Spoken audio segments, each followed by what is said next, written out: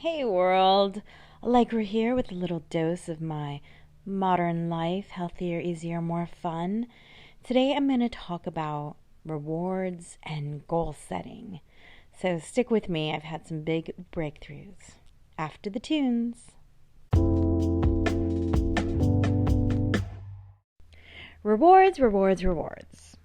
Maybe you love rewarding yourself. It's not something that I actually think about a lot, and I think that's to my detriment. And here's why. So, I've not been the sort of person who spends a lot of time celebrating or recognizing. Instead, I do a lot of doing. That's just kind of my mode. However, having a child definitely makes you rethink the whole need for celebrating because kids seem to want to celebrate a lot, which is great because it reminds me to have more fun. I mean, the reality is I think doing is fun, but celebrating is fun too. And sometimes celebrating can actually help you do, which is my epiphany recently. So, I have a planner that I really like. If you see me on social media, I post about it. You can get the same planner if you go to my Amazon shop at smarturl.it/shop Amazon. And under books there, you'll see my favorite planner. I have this beautiful rose gold color planner, but it comes in black as well. And I've had a lot of planners in my life. Dozens? And some of them haven't made the cut. Maybe, like me, you've purchased a planner and used it for a week or a month or even 2 months and said, you know what, this isn't really for me. I'm not enjoying it. Here's the key. The process of having a planner, it should force you to stretch, but you should enjoy it along the way because infusing joy into your planner and the planner infusing joy into your life is part of the magical synergy of having a planner. So, if you haven't found the right one, keep looking. The one I found is not perfect, but I would say it's 90% there. And I'm even playing with the idea of doing a bullet journal. Oh my gosh, I don't know if you know what a bullet journal is, but it's basically just a blank journal where you create everything in there. However, as much as I love my planner, it doesn't have blank space. And part of me, it does have space with dots on it where it's blank essentially, but I want truly blank, unlined, etc.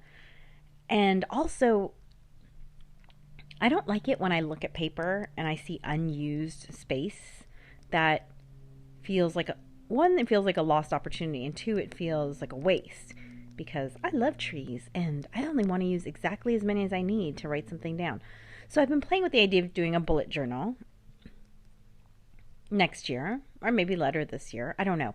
Partially because I just love the idea of infusing even more joy into it and sketching randomly in it and using it also kind of as a scrapbook and pasting in things that I collect with my child, tickets and leaves and whatever. So anyway, I'm thinking about going that bullet journal route. But I just want to get back to the planner. So I do love this planner. It has forced me to stretch in ways that I was surprised. There are a number of pages in the book. And by the way, if you do get the same planner as me, let me give you a tip. And I left this as a review for the company because I think it could make a big difference. But this planner has a number of pages towards the front. Let's say page is 12 to 20 or something like that, where you have to answer questions.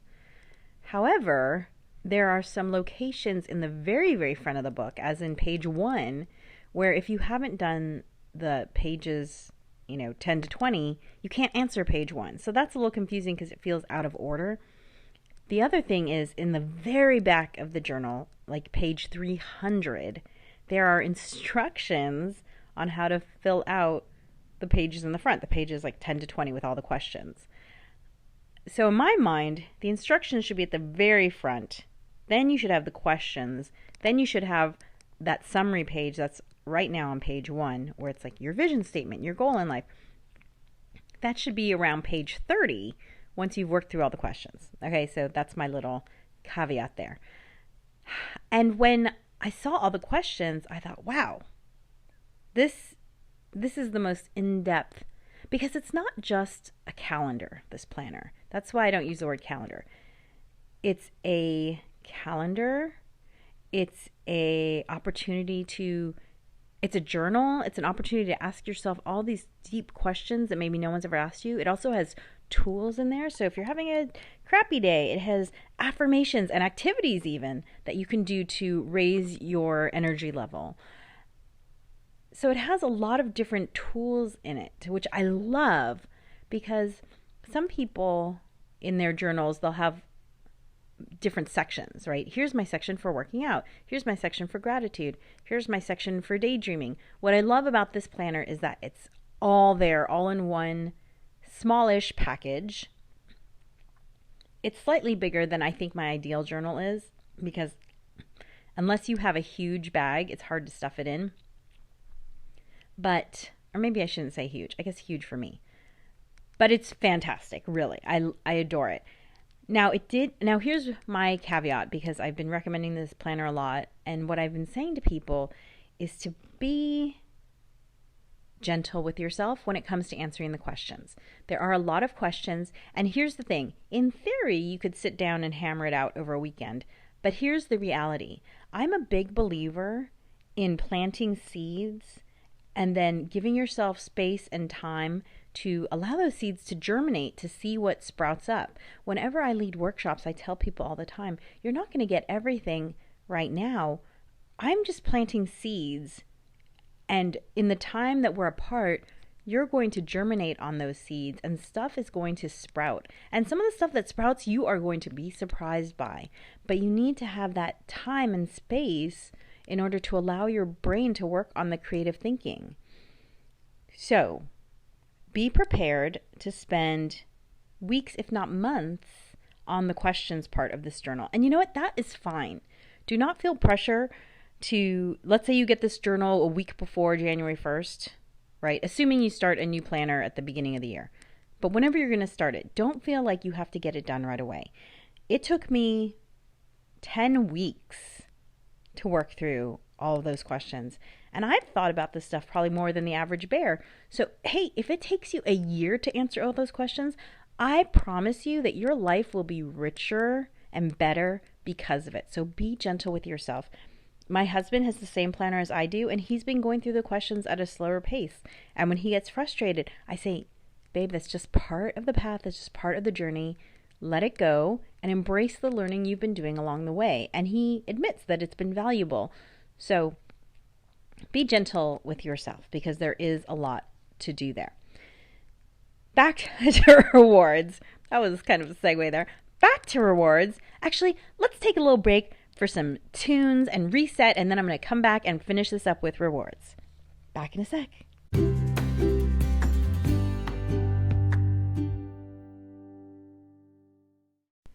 I'm back, and let's finish this up with rewards. So this planner has a lot of space for rewards.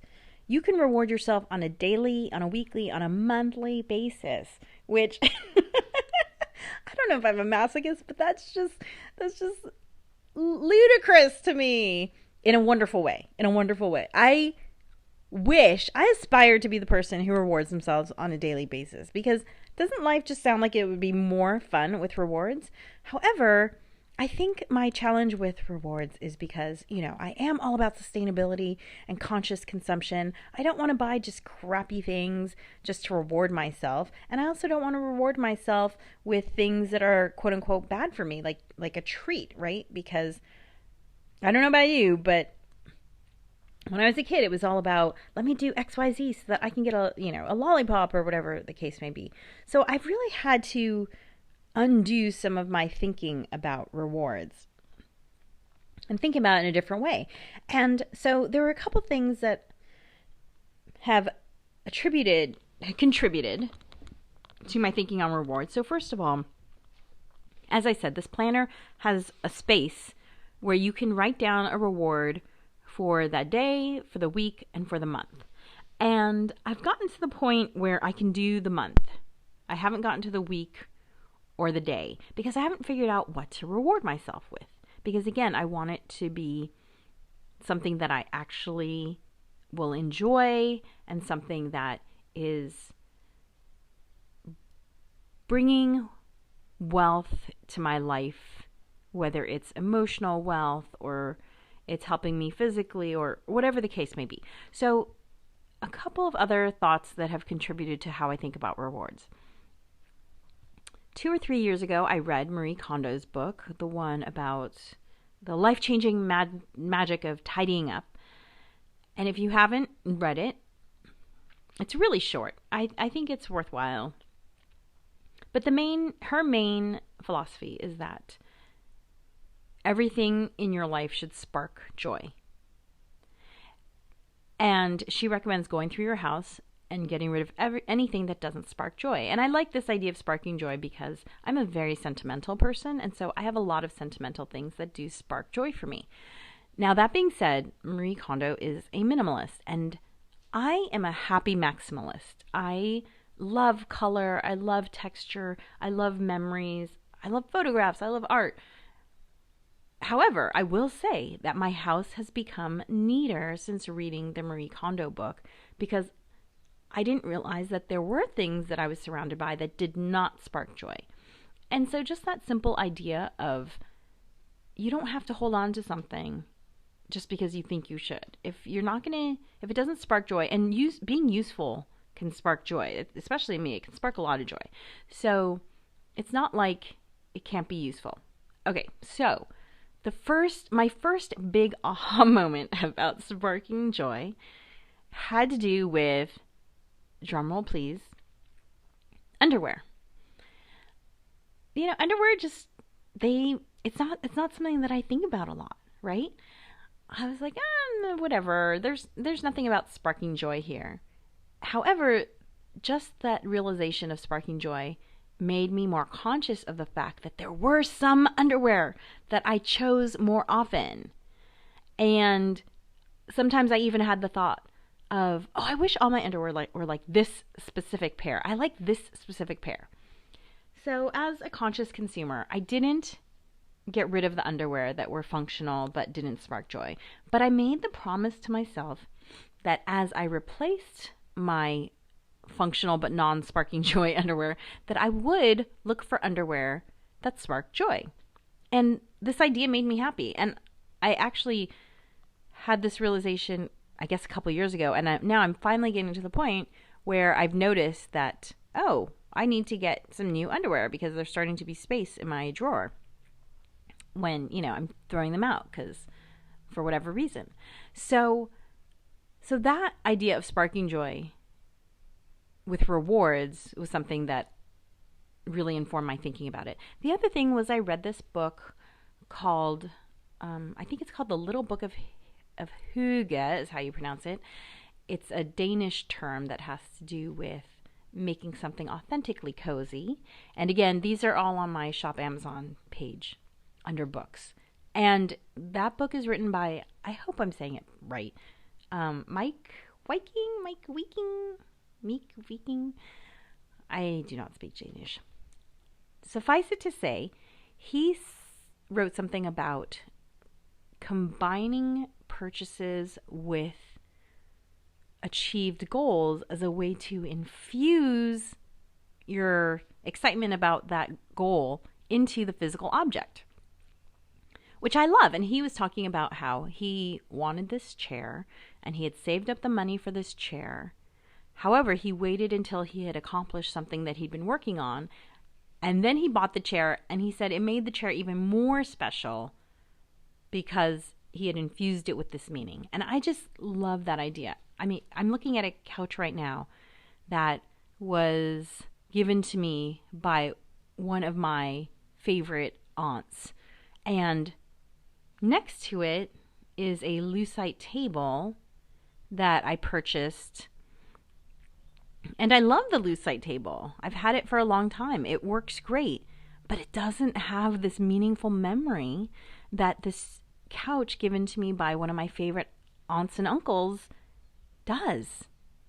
And it just made me realize that I would love for every single item in my house to have those kind of memories. And the way to do it is to tie it to something meaningful or someone meaningful in your life, right? So when I had the combination of spark joy and this, what do I call it? Infusing objects with meaning, the combination of those two things really was an aha moment for me with regards to rewards. So I've been wanting to meditate more forever. I am a wonderful meditator. That is my mantra. I've been wanting to meditate more forever. I've taken classes on it. This is a lifelong thing that I've been working on. And so the planner that I have has a habit tracker, which if your planner or calendar does not have a habit tracker, you can actually buy these little sticky notes that are kind of the size of a business card, and you can use those as habit trackers. You can just stick it onto your calendar and use it as a habit tracker. And you'll see I post on Instagram about it the month of March 2020. So if you're looking for what I'm talking about, you can see it there. And I'll put it on my Shop Amazon now that I think about it, under probably entrepreneurial tools. Habit tracking is the number one way that I get stuff done in my life, because I believe that if something is important, you have to write it down and you have to track it. It could be as simple as date night with your spouse, or playtime with your kid, or how much water you've drunk, how many times you've exercised. I track a lot of things, and that's because that's how I keep myself accountable. And it works so well. It works for me. Maybe it'll work for you. So, I have been writing down meditation in my habit tracker for a long time, and honestly, I've just been horrible about it.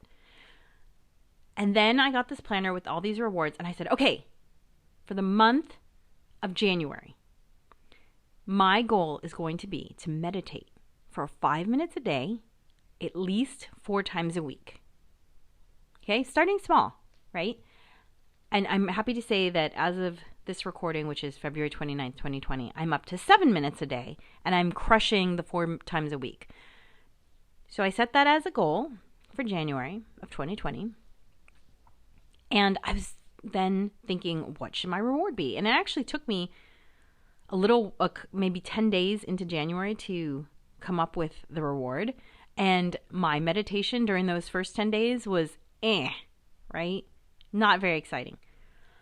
And then I went to go work out, and I was looking for my, wait for it, favorite leggings. I didn't even know I had a pair of favorite leggings until this moment.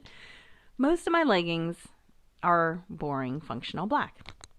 Because honestly, I'd never seen any leggings that were that exciting to me until one day I saw someone wearing leggings that had mermaid scales on them, and I just knew in my heart that I needed those leggings. Isn't it funny how until then, you see, I live in Los Angeles. People are wearing leggings constantly. Literally, no one's leggings, the tie-dyes, the avocados, the whatever they had on their leggings, nothing spoke to me until I saw these mermaid leggings. And I thought, I love those. So I got a pair, and I only had one pair, because why do I need more than one pair of mermaid leggings?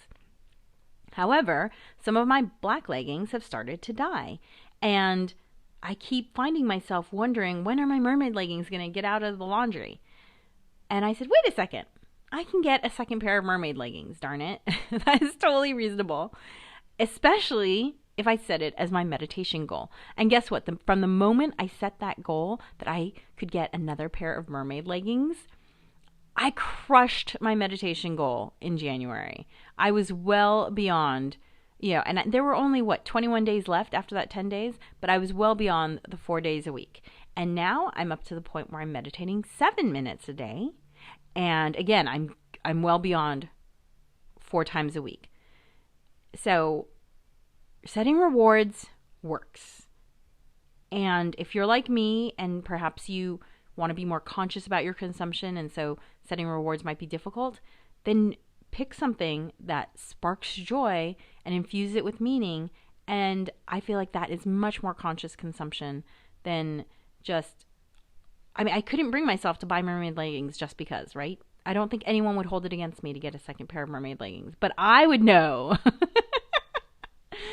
I would know that that itch had been scratched, and why do I need a second pair? But tying it to something as valuable as meditating makes it all worthwhile. So that's my little bit on rewards and goal setting. I also have a little video that I did on my YouTube channel, on my blog, alegreramos.com. That's ALEGRERAMOS.com.